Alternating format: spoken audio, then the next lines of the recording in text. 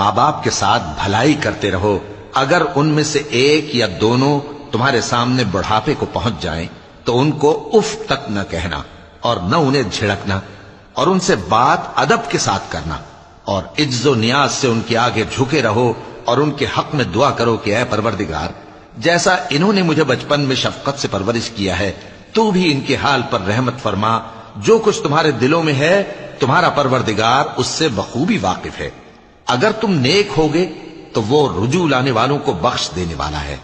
اور رشتہ داروں اور محتاجوں اور مسافروں کو ان کا حق ادا کرو، اور فضول خرچی سے مال نہ اڑاؤ کہ فضول خرچی کرنے والے تو شیطان کے بھائی ہیں،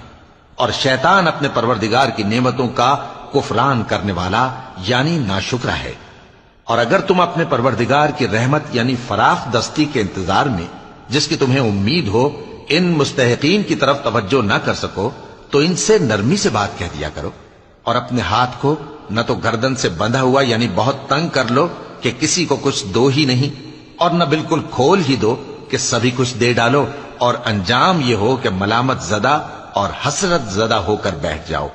بے شک تمہارا پروردگار جس کی روزی چاہتا ہے فراخ کر دیتا ہے، اور جس کی روزی چاہتا ہے تنگ کر دیتا ہے، وہ اپنے بندوں سے خبردار ہے اور ان کو دیکھ رہا ہے۔ اور اپنی اولاد کو مفلسی کے خوف سے قتل نہ کرنا، کیونکہ ان کو اور تم کو ہم ہی رزق دیتے ہیں، کچھ شک نہیں کہ ان کا مار ڈالنا بڑا سخت گناہ ہے، اور زنا کے پاس بھی نہ جانا کہ وہ بے حیائی ہے اور بری راہ ہے،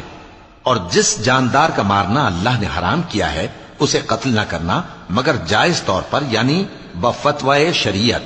اور جو شخص ظلم سے قتل کیا جائے ہم نے اس کے وارث کو اختیار دیا ہے کہ ظالم قاتل سے بدلہ لے، تو اس کو چاہیے کہ قتل کے قصاص میں زیادتی نہ کرے کہ وہ منصور و فتح یاب ہے، اور یتیم کے مال کے پاس بھی نہ پھٹکنا مگر ایسے طریق سے کہ بہت بہتر ہو، یہاں تک کہ وہ جوانی کو پہنچ جائے، اور عہد کو پورا کرو کہ عہد کے بارے میں ضرور پرسش ہوگی، اور جب کوئی چیز ناپ کر دینے لگو تو پیمانہ پورا بھرا کرو، اور جب تول کر دو تو ترازو سیدھی رکھ کر تولا کرو،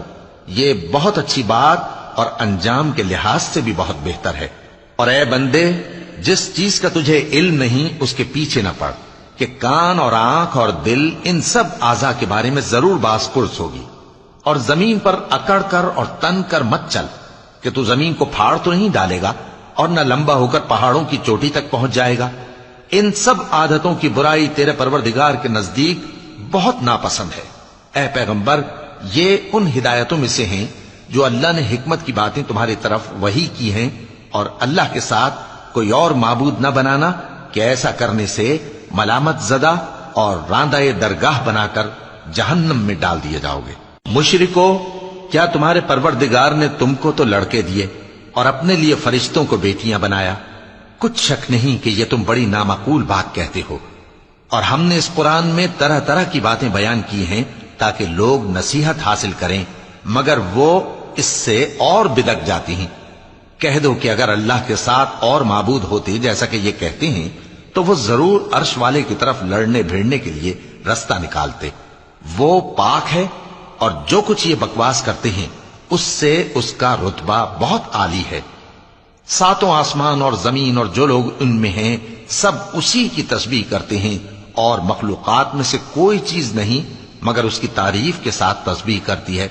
لیکن تم ان کی تسبیح کو نہیں سمجھتے، بے شک وہ بردبار ہے، غفار ہے۔ اور اے نبی، جب تم قرآن پڑھا کرتے ہو تو ہم تم میں اور ان لوگوں میں جو آخرت پر ایمان نہیں رکھتے چھپا ہوا پردہ یعنی حجاب ڈال دیتے ہیں، اور ان کے دلوں پر بھی پردے ڈال دیتے ہیں کہ اسے سمجھ نہ سکیں، اور ان کے کانوں میں ثقل پیدا کر دیتے ہیں، اور جب تم قرآن میں اپنے پروردگار یکتا کا ذکر کرتے ہو تو وہ لوگ بدک جاتے ہیں اور پیٹ پھیر کر چل دیتے ہیں۔ یہ لوگ جب تمہاری طرف کان لگاتے ہیں تو جس نیت سے یہ سنتے ہیں ہم اسے خوب جانتے ہیں، اور جب یہ سرگوشیاں کرتے ہیں یعنی جب ظالم کہتے ہیں کہ تم تو ایک ایسے شخص کی پیروی کرتے ہو جس پر جادو کیا گیا ہے، دیکھو انہوں نے کس کس طرح کی تمہارے بارے میں باتیں بنائی۔